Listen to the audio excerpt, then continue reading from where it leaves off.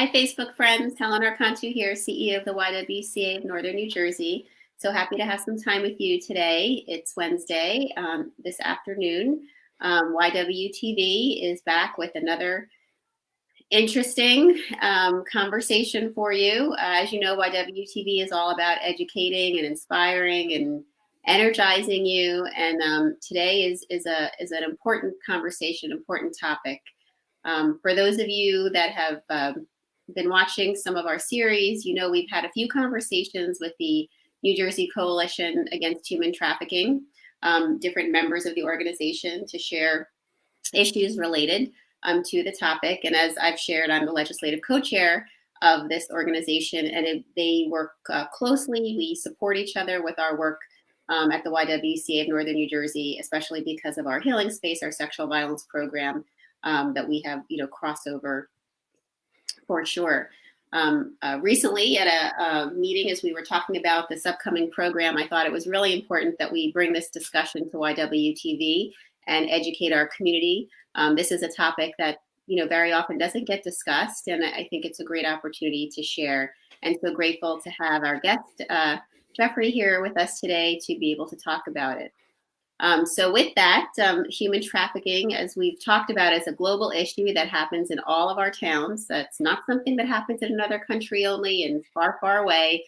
It's happening here and it's happening around you. It can impact anyone, anywhere, at any age. But very often we don't talk about, we don't talk about these things, period, but we do talk.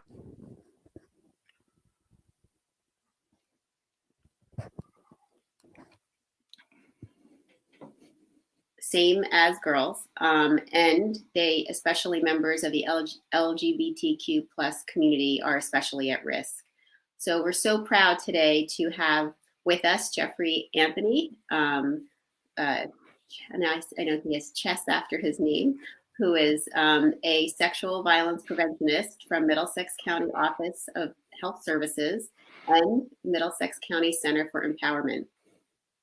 He has been involved in helping the New Jersey Coalition Against Human Trafficking with planning and programming focused on this issue here in New Jersey. And the goal has really been to make sure that this topic, gets out. We raise awareness and, let folks know about, services and again, just the issue. But before we jump into talking with it, let me tell you a little bit more about Jeff. He is a certified health education specialist. That's what CHESS means, folks. Just figured it out. He focuses his work on human sexuality education and having worked directly and adjacently to sexuality education for over a decade. Currently, he's a prevention educator for Middlesex County's Center for Empowerment, and he provides services to young people in schools and in colleges. He supports parents and caregivers and professional development workshops, as well as he's an active member of the Coalition's Health Committee. And so grateful that you could make the time to be with us today, Jeff. Thank you. Glad to be here. So Jeff, before we jump into everything, can you tell me a little bit about your work at the Center for Empowerment for anyone watching who may not be familiar with it? Certainly. So the Center for Empowerment is one of 21 other programs just like it. Each county has one of us. Sometimes they're called different things depending on the county. So the Center for Empowerment is Middlesex County's designated sexual violence program, and we are housed within our local county government's Department of Public Safety and Health. The center's services are free and confidential, which is important. Not every program is able to do that, and that's something worth noting that I'll tie back to later. But we provide one-on-one counseling services for survivors of sexual violence age 13 and older and their non-offending loved ones. And so 13 and older, so if anyone who's younger than that goes to, in Middlesex County, Dorothy B. Hirsch. Our counseling services are also available in Spanish. As I mentioned, they're short-term, up to 24 sessions, which in our community, that's pretty long-term for a short-term program. We also do wellness groups. We have support groups. So our wellness groups, individuals experience trauma differently and they heal from it differently.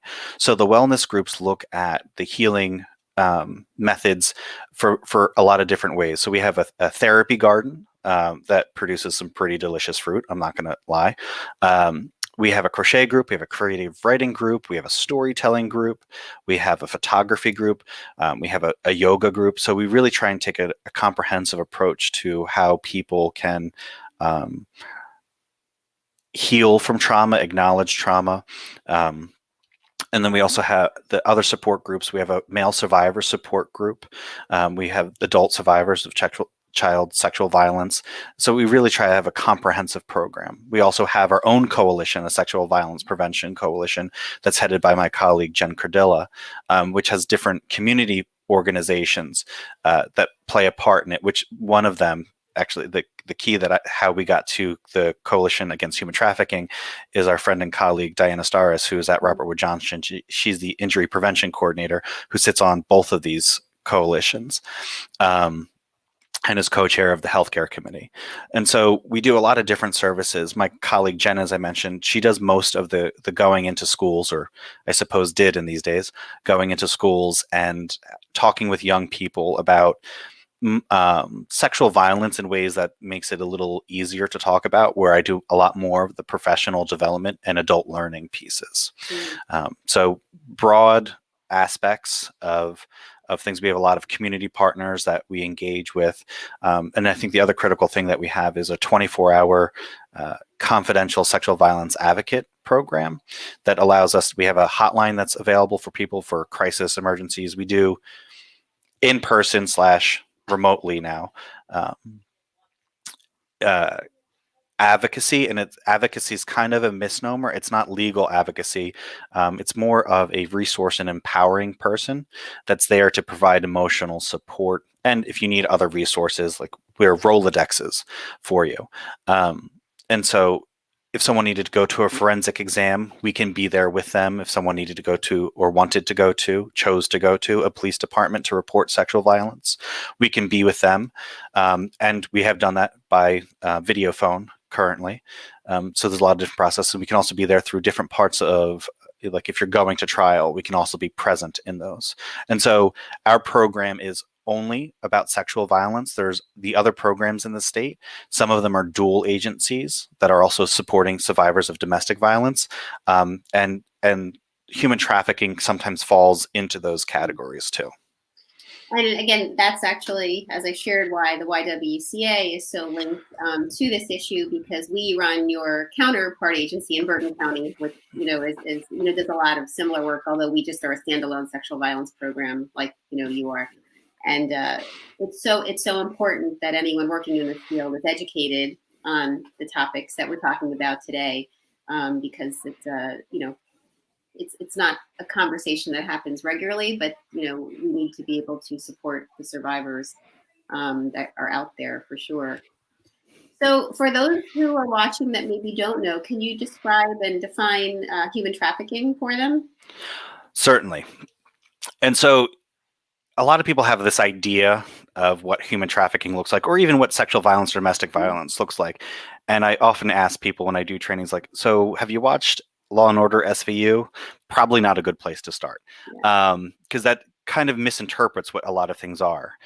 And so human trafficking falls into two categories generally: sex trafficking and labor trafficking. And often we talk more about sex trafficking, but between both of them, they require force and coercion and manipulation to get someone to do something that generates income for the trafficker, and that other person doesn't get anything else.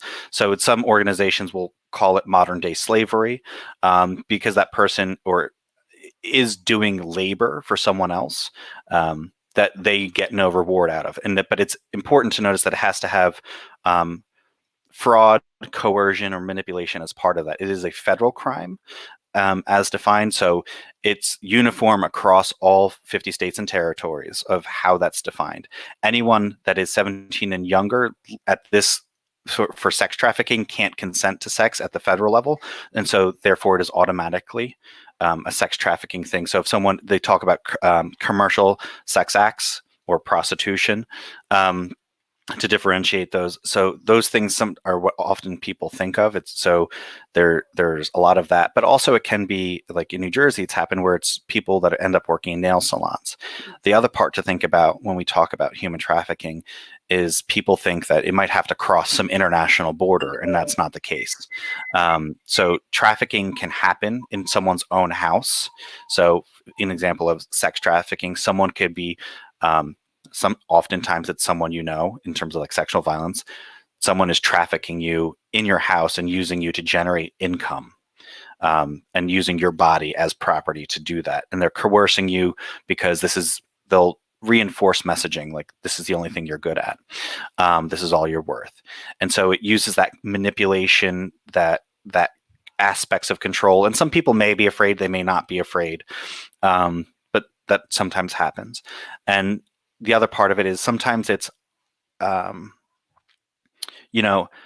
lot of people think of human smuggling, which can be related. So it might start out as, hey, I'll help you get into this country, and then you're free, or hey, I'll help you get into this country, but can you do this work for me to kind of like pay things off, which for some people may be a reasonable risk in their life wherever they're coming from. When it goes from human smuggling to trafficking is when they no longer are allowed to like leave that person and they're stuck in that situation doing labor, and kind of like indentured servitude is another way that's sometimes described. For anyone who wants to look up the exact definitions, because they're a little cumbersome to describe sometimes, it's on the Department of Homeland Security's webpage. They have the definitions up for you. And it's defined by the Trafficking Victims Prevention Act of 2000. It's been reinitialized several times over the last 20 years. Well, I appreciate you giving the detail around the definition. I think when people hear the term prostitution, they do think of it as being something, that happens in this country. But for whatever reason, when people hear human trafficking, I do think they think about it. My experience in these conversations when we're having them in the community is for some reason that makes them think that it's happening elsewhere. And again, as we know, it's pretty prevalent here locally. And I'm sure with that description, people can understand why. So now this whole issue, very often people think about it as just being connected to women and girls, and kind of don't think about the connection about human trafficking connected to boys, men, and then of course then the LGBTQ and transgender communities as well. So can you talk a little bit about human trafficking in relation to boys and men, and then also in the LGBTQ community? Certainly. I think one of the places to start, and so my expertise, currently really is around sexual violence. And so this plays into one of the great tropes, if you will, of society, is that we don't often believe men and boys when they say they've experienced sexual violence. So I think that's part of that. We also have taught young boys and men to like be tough, be masculine, be macho, don't cry, you can handle it. And so, I mean, there's a lot of different dynamics that start to build up that kind of barrier that allows a young person, a young male identified person, to recognize like, hey, this isn't so great. Because we also celebrate, like there's a cultural norm where young men celebrate when they have sex. It's like, hey, I did this thing, it's super cool. And, a trafficker may play on to that and be like, we can help you have fun, it's going to be great. And then it progresses. So, looking at, specifically in this case, young, straight, cisgender men and boys, there's this cultural aspect where we've normalized a lack of emotional response to certain things. We've normalized that they're supposed to be tough and take pain, and then they can get over it, to not ask for help. And we as a culture, there's a lot of people that don't believe survivors in general, but there's also people that say, well, men can't be raped. And some people don't think like there's no such thing as labor trafficking. Like some people may just not recognize those things. So that's a huge barrier to that group of people that may not recognize some of what's going on for themselves. Or they think they're lured in with this promise of money. And so the other part of it is what puts young people or anyone at risk. It's not their identity, but some of it's their experience and how society treats those experiences, which I can explain better when I start talking about LGBTQ people. So if you're desperate for income for whatever reason, you might be more willing to do something if you think you're going to make money, to maybe put food on the table, support your family, do what you need to do. And as a young person, you're going to be like, I'm going to take care of my parent because that's what they need. And so you go into something with the best of intentions, and someone on the other side is manipulating you. But if we start also looking at like the LGBT community, and so I'm a member of the said community, and I often abbreviate it as queer for myself. Sometimes, depending on the literature you read, it's like young gay men are more at risk because of their gayness, is kind of often how it reads. And is it being gay that's the risk factor, or is it the homophobia that's the risk factor? So if we talk about young gay men who are in a family that is, or environment that's not supportive of them, and makes them afraid for themselves, or makes them want to hide part of their identity, they might go to someone online, for example, and that person can validate their experience. And two things can happen. That person can genuinely be validating their experience, and that is normal because a lot of young queer people find community online. And that's an important thing to note. Whereas the other possibility is that this could be a person who's kind of grooming them and making them build this shadow of trust to make them feel like, hey, I'm safe. You can talk to me about anything you want. And maybe down the line, I'm going to make this a little bit sexual, or maybe I'm going to turn this into some other opportunity. Like, hey, you can do this thing for me and make money, and not necessarily sexual. And so, with people in the queer community not feeling connected to anything, and it's that lack of connectedness to a community or a setting that is one of the highest risk factors, especially if we look at adverse childhood events and ACE studies and how those impact and create this detachment from people. Like, I don't feel safe around adults. I'm not going to talk to any of these adults, but I might be willing to talk to someone online because it feels safer. So all these different things start to build up and put increased risk factors. And I try not to say put people at risk, but it does make individuals kind of, I think the one thing that I try to explain to people is, have you ever just really craved attention? Have you ever just really wanted someone to see you and hear you and feel you? And so if you don't have that anywhere else in your life, that's something a perpetrator and someone with intentional maliciousness to cause harm will use against you, because it's a great vulnerability that allows you, like, hey, I make you feel good about yourself, I'm trustworthy, I'm going to trust you, possibly, if I don't have it anywhere else in my life and I don't feel connected to anything. Those are the things that kind of build up. And why it impacts LGBTQ youth across our country is because throughout our country, not everyone has a safe, welcoming environment to be in. So, and then also when you get to trans individuals within the community, so like also within the community, there's racism within the community, internalized homophobia within the community, there's transphobia within the community. So even though you think you're part of the community, that community may not be safe for you as well. And transness is something that's often discriminated against within the community. So there's all these layers that kind of build up on top of each other, kind of going back to Kimberly Crenshaw's intersections of oppression. Well, that really does show the complexity of it all, and why boys and men, and specifically the LGBTQ and trans communities are at different risk, for sure, with this issue. So obviously we know it's happening. We know it's happening right here around us. Whatever county in New Jersey, you're in Middlesex, we're in 5 different counties with YWCA and our healing spaces in Bergen County. It's everywhere. It's on all of those places. If someone is being trafficked and having this experience, what should they be doing? what should their plan be for themselves, whether it's in terms of, trying to get help or reporting it? How do you counsel them? So, and that's the thing. And so, there's a lot of different layers to even beginning to approach that. Because does that person recognize the situation they're in? Because sometimes I'm sure people have heard of Stockholm syndrome, Mm-hmm. or, example, Beauty and the Beast.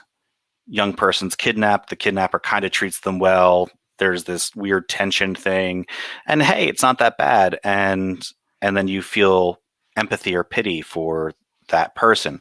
Um, Sometimes that may happen. There might be someone who treats someone with the shadow of respect and dignity despite all these other things.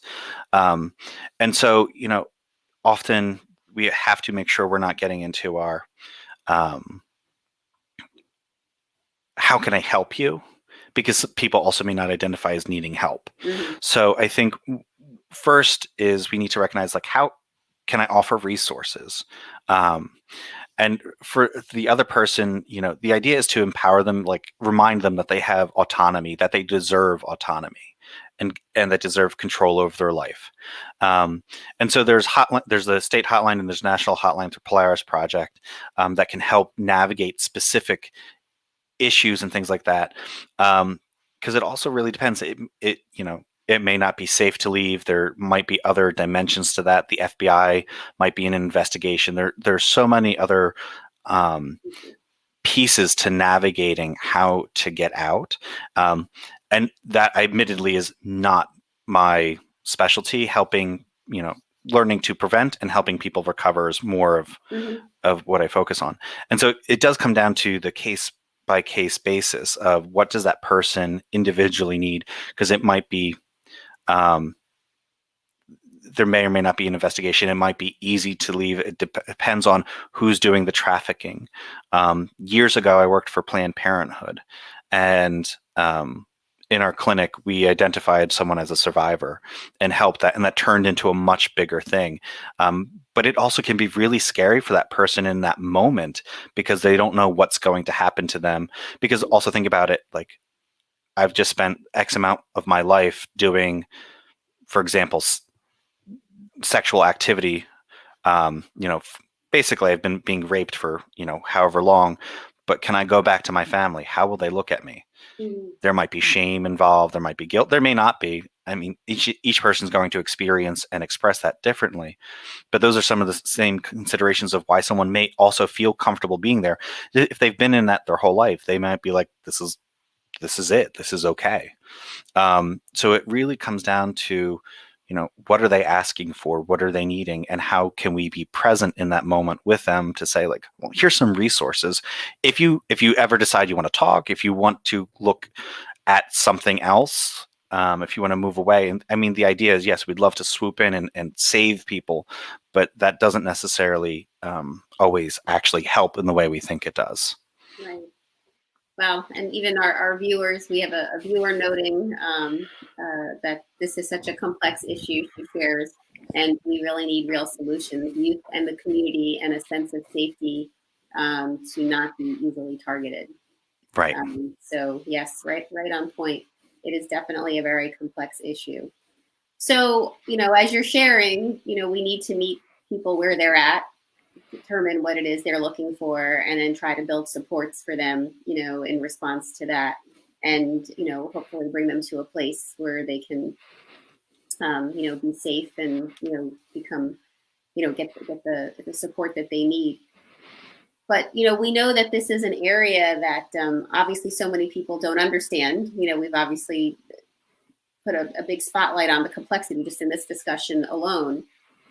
And I know you and I are very aware that there's a lot of gaps in services for this population.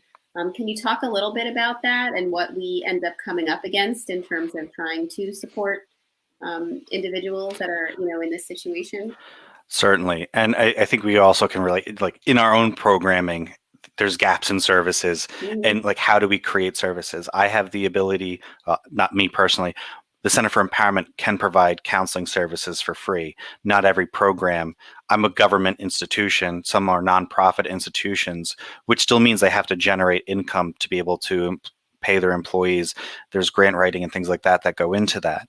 That said, there's limited grants that go into funding work specifically for human trafficking. And I believe Covenant House is the one program right now that has that. There are other programs, like specific providers, that do that work, but it's not as, whereas there's domestic violence and sexual violence programs in every county, there's not necessarily human trafficking specific programming in every county. Now there's overlap in how we can do prevention, and certainly in terms of therapeutic services, there can be overlap in terms of like sex trafficking and sexual violence. Those are sex trafficking is sexual violence, so we can provide those things. But there's other dimensions to this, in terms of like some people who are being pulled out of trafficking situations need housing and shelter, which there's already a shortage of in terms for survivors of domestic violence. How do we get people into those different kinds of situations? How do we navigate all those other little nuances if this person has been being trafficked for years, and where do they go home to? So housing, theoretically going into a workforce at some point in their life, how do we prioritize their healing? Because you can't just say, okay, you're out, well, now we need to get a job. Where's the time for healing? So there's all these other little pieces in there that create gaps into how we can help someone heal effectively. And there's just so many little pieces that integrate in between sexual violence, domestic violence, human trafficking, and counseling services. The cost of counseling services, can they be free? Is there grant money to pay for programming? How does prevention look? Our prevention education is often limited to targeted populations that we think might be the most vulnerable for being victimized. But in Middlesex County, there's roughly 1 million people as of the 2010 census. And of those, about, I think, 28% are 18 or under, which would be the ones we're talking about. So you're looking at like 250,000, 280,000 people 18 and under that theoretically we'd need to do programming for. And that's really difficult. And so also, who are we training to do all this kind of programming? Who are we training to do all this counseling? Who's doing the investigation work? And we don't know how many cases are, because reporting, and how do we get people to report this traffic? Because if you also don't know what it is and you don't know what to look for, you can't report it. Yeah. So we can estimate, like, we know roughly 1 in 4 people will experience sexual violence in their life by the age 24. And so we know by statistics roughly how many people and who we should be seeing coming through our door looking for services. But one, we don't see that. So we know there's gaps in who's showing up for services. So there's also this, like, we know people exist, but we can't find them, which also makes things really difficult to provide services, to engage in investigations, to do prevention work. Well, you're obviously, again, helping shine the light on some of the challenges. And we do encourage people watching who are interested in this issue to, consider, if you are making donations or volunteering your time, that organizations that are supporting this cause are definitely a place to get connected. Again, this is challenging in terms of sharing the statistics, because, again, people don't always know that they're even looking at it when they're seeing it. And as a result, then individuals are also going without the supports and resources that they need. So we're hoping that by conversations like this, that we are raising awareness and bringing it to the attention of more individuals in our community. We don't think that you're going to learn everything that you need to know here, but hopefully this is enough to at least get you curious, to get on a journey to learn more. One of the places that you can learn more about this topic is the New Jersey Human Trafficking Coalition, starting tomorrow. And we have a link that we're going to be putting right here into the comments is doing a workshop series specifically around this topic, and the first one kicks off tomorrow. You can still register if you're interested, and as I said, the link will be here for you. I do encourage you to learn more about this issue, and I also encourage you to support programs like the Middlesex County Center for Empowerment, and also the coalition, again, the New Jersey Coalition Against Human Trafficking.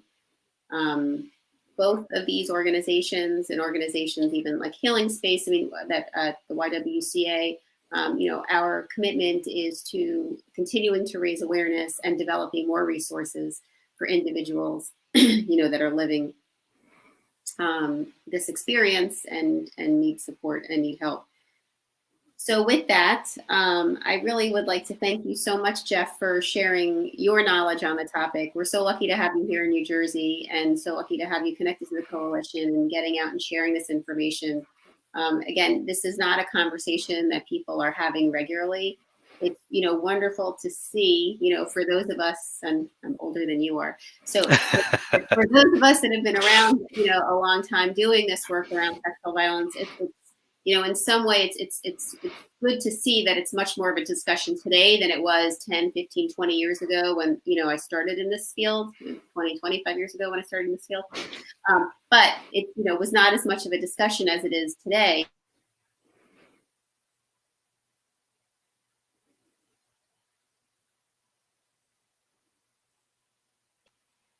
It's very important that we keep talking about them and educating our community so that, all of these pieces of this complex issue, as you shared, with sexual violence, domestic violence, human trafficking, and how they're all interrelated and linked, does become a conversation that everyone understands and knows.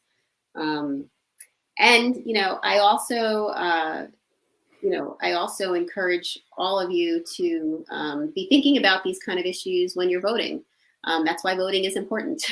All elections at all levels are important, and but there are matters and budget decisions and legislation that are impacting all of these issues, and it's important that we have people in office that understand them and that can make sure that the values that you have and the interests that you have are being played out within our government and in our service. So with that, again, I really want to thank you so much for being with us today and sharing this information. We will have links here in the comments, both to the Middlesex County Center for Empowerment, as well as the coalition, so you can learn more. We will also have the link to the event tomorrow, and then you can sign up for the series from there. And we do encourage you to share this conversation today. If there's someone in your life that you wish had seen it or someone you want to be educated on it, please do so. You can share it individually or you can share it on your page. We also will put the hotlines for Polaris and the state hotline in case you have a suspicion about human trafficking that you'd like to report. It's good for you to have those numbers handy as well. And with that, we hope that you join us tomorrow. As you know, on Thursdays, the YWCA on our YWTV platform shares the mic now with Black women in our community to amplify their voices. And I'm very excited tomorrow to be hosting Tay Walker, who is my counterpart at the Princeton YWCA, and her amazing activist daughter, who's 11 years old. And the two of them are wonderful, and I look forward to you hearing their stories and the work that they're doing in the community. We also, I just want to put on your calendars as well as we close up that on October 21st, our YWCA Northern New Jersey's Healing Space program, which is our Sexual Violence Resource Center, will be hosting our 27th Clothesline Project event. We'll be hosting it virtually this year under the circumstances. We have some wonderful guests that are going to be joining us, and of course the always emotional and impactful clothesline and shirts that are made by survivors sharing about their experience with sexual violence. And although yesterday was the day to register in New Jersey, So registration for voting is done, but now we are, election day is now. Election day is happening. So please make sure that you get your votes in. If you have any questions about voting, whether it's voting by mail, voting in person, and you can vote in person now too. There's a way to do that, or you can vote in person on election day. Whatever it is, vote.org will have all that information for you and get you to the information on New Jersey. And if you want to learn more about candidates or learn more about the questions that are on the ballots, the League of Women Voters has some wonderful information on their website to be able to give you some more information, help you make an educated decision. And I leave you with, we hope everyone does consider to take our 21-day Racial Equity and Social Justice Challenge. We will put a link here. It's just 21 days of emails with podcasts or some kind of reading, a video to watch. And it's just it's an interpersonal journey about power, privilege, and race. And we encourage everyone to go on it for 21 days because we do believe that together we can eliminate racism. But we have to unlearn a few things and learn a few things to do that. So with that, folks, thank you for spending the time with us today and learning about this important issue. And again, thank you so much to today's guest, Jeffrey, for sharing. Thank you so much. Shedding so much light on this issue and the complexity of it. I'm so grateful, for you doing that and the work that you're doing in the community. And please sign up for the workshops. Jeffrey will be doing one of those down the road. But there's so much great information that's coming through the coalition there as well. So take care, everyone. Be well and have a great day. Thank you.